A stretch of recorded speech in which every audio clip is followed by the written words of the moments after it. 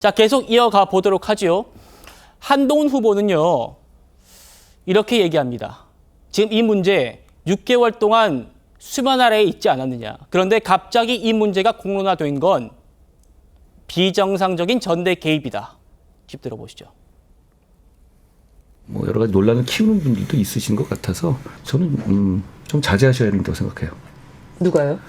이 문제를 제기하시는 분들이 지금 이 시점에서 얘기하는 것, 이런 얘기를 일부러 이렇게 만들어내고 하는 것은 좀 비정상적인 전대 개입이나 당무 개입으로 많은 분들이 생각하실 수 있는 위험한 일이라고 생각합니다.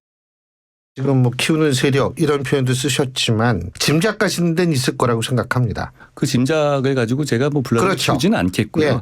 다만 6개월이 지난 얘기잖아요. 지금 6개월. 전대를 앞두고 이건 그냥 저를 어떻게 보면 타격을 입고 상처를 주고 선동을 하기 위한 목적이라고밖에 해석할 수 없거든요. 전당대회에 이런 식으로 개입하는 것은 잘못됐다고 생각합니다. 자, 한동훈 후보 이런 비정상적인 전당대회 개입, 위험한 당무 개입이다. 이렇게 규정하고 있습니다. 이번 이 문자 논란을요. 노골적으로 내가 대표가 되는 것을 막겠다는 의도고 내게 타격을 입히고 상처를 주고 선동하기 위한 목적이다. 이렇게 얘기했죠. 전당대회 개입이다라는 표현을 한동훈 후보가 직접 썼어요. 그러니까 대통령실도 이런 관계자 발로 이런 입장이 나왔습니다. 물론 공식 브리핑은 아닙니다. 관계자가 전당대회 개입이나 당무 개입 등을 공개적으로 거론한 한동훈 후보에게 불쾌할 수밖에 없다. 이런 입장을 냈습니다. 다음 그래픽이요. 그러니까 국민의힘 친한계 의원은 대통령이 의원들을 만날 때마다 한동훈 위원장이 김건희 여사의 문자를 무시했다는 이야기를 해온 것으로 안다.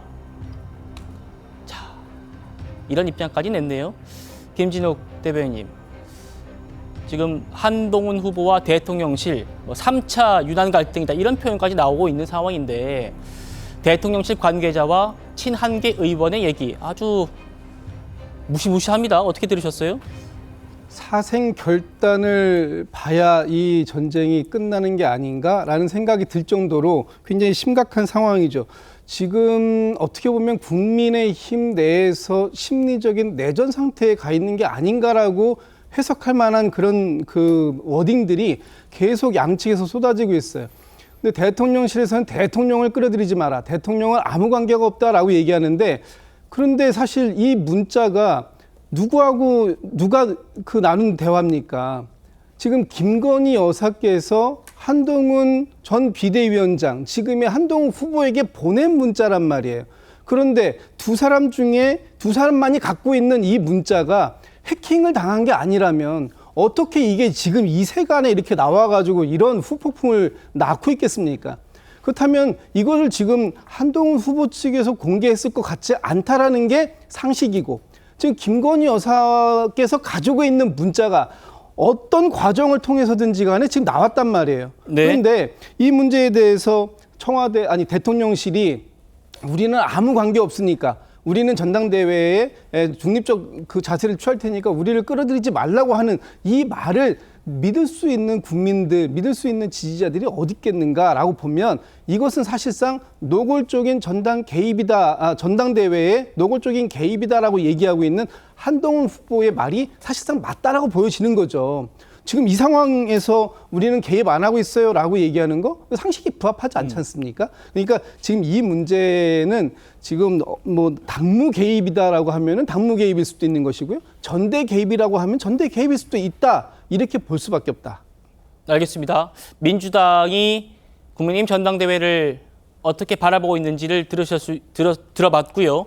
최병무 위원님, 지금 저희가 속보로 나가고 있는 것들은 한동훈 후보가 조금 전에 기자들로부터 이 문자 논란과 관련한 질문을 받고 답을 한 걸 저희가 속보로 전해드리고 있습니다. 이렇게 얘기했어요.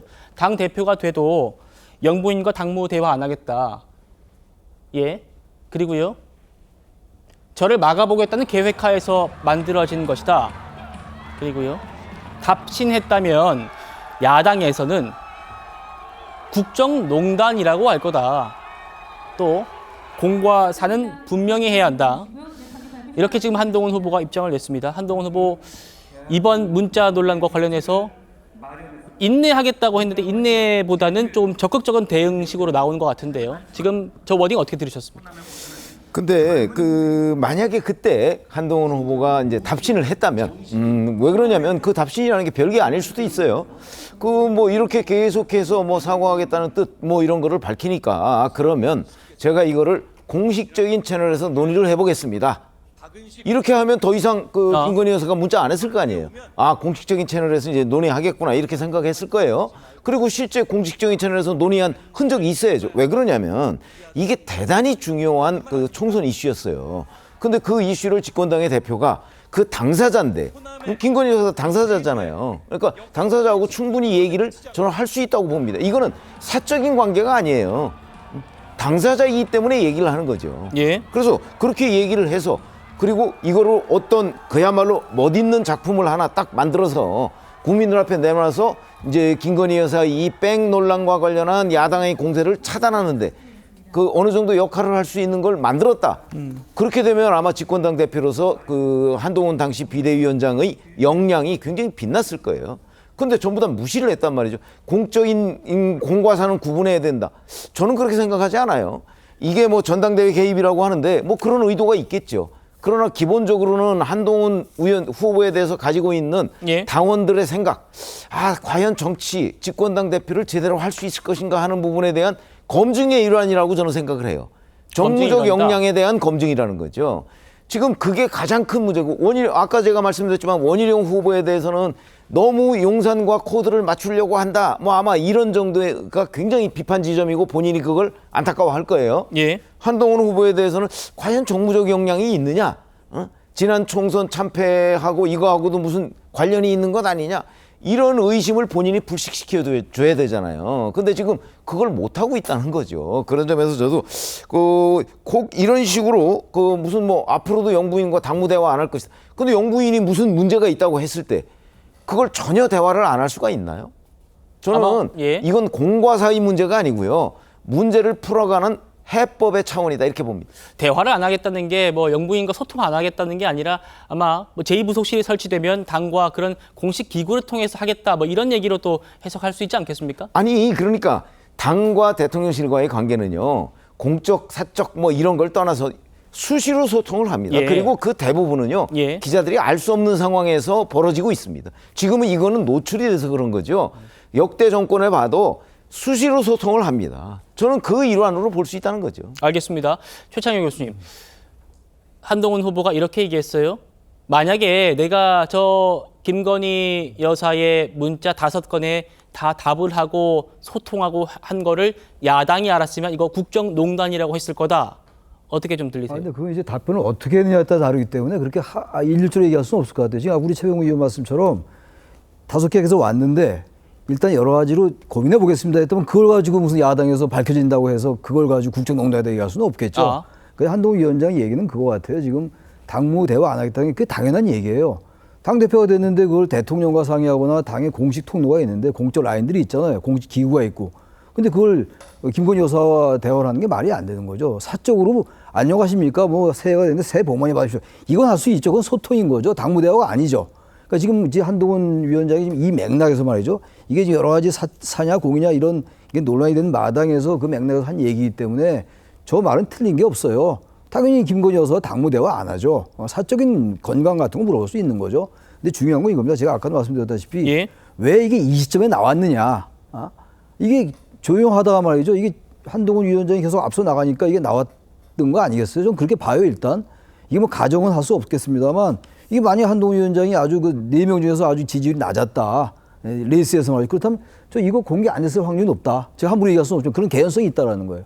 그렇다면 이거는 제가 과도하게 뭐 당무 개입이라고 단정을 못 하겠는데 아무튼 간에 이건 김건희 여사 혼자 했을 수도 있고 아니면 대통령실에 누군가와 상의할 수도 있는데 예. 우리가 일반적인 합리적이고 상식적인 차원에서 본다면 김건희 여사께서 이걸 혼자서 그 누구에게 어떤 경위를 통해서 이게 공개되는지 모르겠습니다만 혼자서 결정했을까요? 그렇지 않을 것 같아요. 지금 얼마나 중요한 얘기입니까 이게.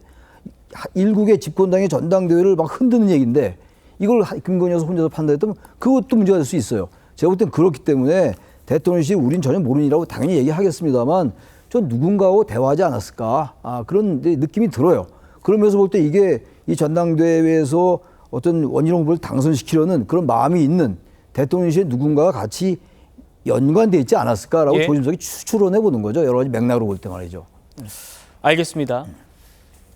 지금 한동훈 당시 위원장이 김건희 여사의 이 문자 5건에 대해서 한 번도 답을 안 한 것, 이게 정무적으로 어떤 결과를 낳았는가, 적절한 판단이었는가, 이거를 지금 따져보고 있습니다.